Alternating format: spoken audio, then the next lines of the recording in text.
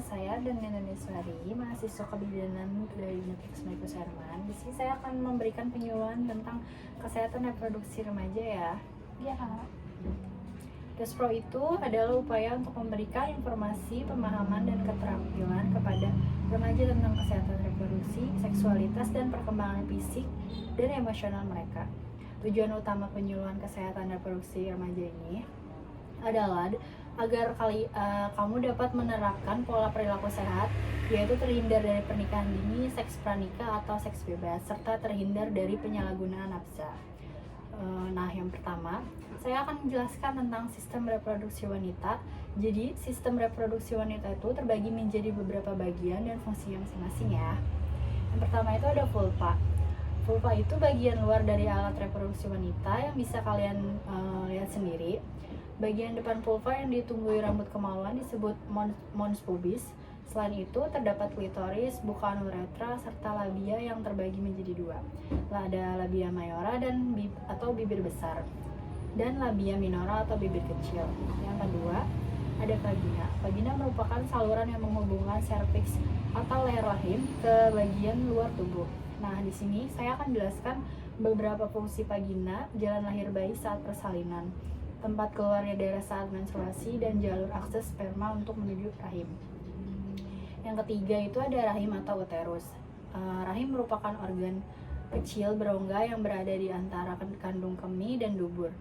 Organ dengan bentuk seperti buah pir ini memiliki banyak fungsi penting dalam proses reproduksi. Selama siklus menstruasi normal, lapisan rahim atau endometrium akan menebal. Ini dilakukan sebagai upaya untuk mempersiapkan kehamilan. Jika terjadi pembuahan, rahim akan menjadi rumah bagi embrio untuk tumbuh dan berkembang. Namun, jika tidak ada pembuahan, lapisan rahim akan keluar dari vagina saat menstruasi. Yang keempat, ada ovarium. Merupakan sepasang kelenjar kecil berbentuk oval di sisi kanan dan kiri rongga panggul, bersebelahan dengan rahim atas. Fungsi organ reproduksi wanita ini ialah menghasilkan sel telur. Selain itu, ovarium juga menghasilkan hormon seks seperti estrogen dan progesteron. Dan yang kelima, ada tuba fallopi atau oviduk. Tuba fallopi merupakan dua saluran panjang yang membentang pada bagian atas rahim ke ujung masing-masing ovarium. Fungsi organ ini sebagai saluran bagi sel telur untuk bergerak dari ovarium menuju rahim.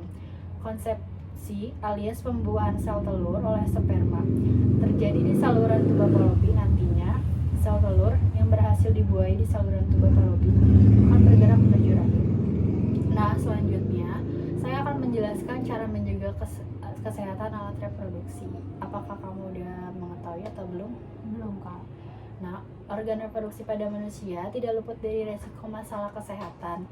Maka dari itu, perawatan harus dilakukan dengan hati-hati dan tidak boleh sembarangan. Ada beberapa cara sederhana untuk menjaga kesehatan sistem reproduksi. Yang pertama, pastikan vagina dibersihkan serta dikeringkan dengan baik dan menyeluruh setelah buang air kecil. Yang kedua, hindari pemakaian bedak, sabun wangi, gel, dan antiseptik karena dapat menyebabkan iritasi. Yang ketiga, pilih celana dalam yang berbahan katun untuk digunakan sehari-hari. Yang keempat, rutin mengganti celana dalam setiap hari. Dan yang terakhir, pilihlah baju atau celana yang longgar, sebab pakaian yang ketat dapat membuat area genital lembab dan rentan terinfeksi. Selain cara yang sudah saya sebutkan, kamu juga wajib menerapkan pola hidup sehat dan menjaga kesehatan sistem reproduksi sendiri, dan rutin mengonsumsi makanan bergizi, rutin berolahraga, dan mengelola stres.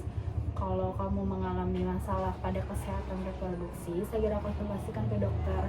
Penanganan sedini mungkin dapat membantu mencegah kondisi semakin bertambah parah. Nah, sekian penjelasan tentang sistem reproduksi pada remaja yang saya sampaikan. Apakah kamu ada yang mau ditanyakan?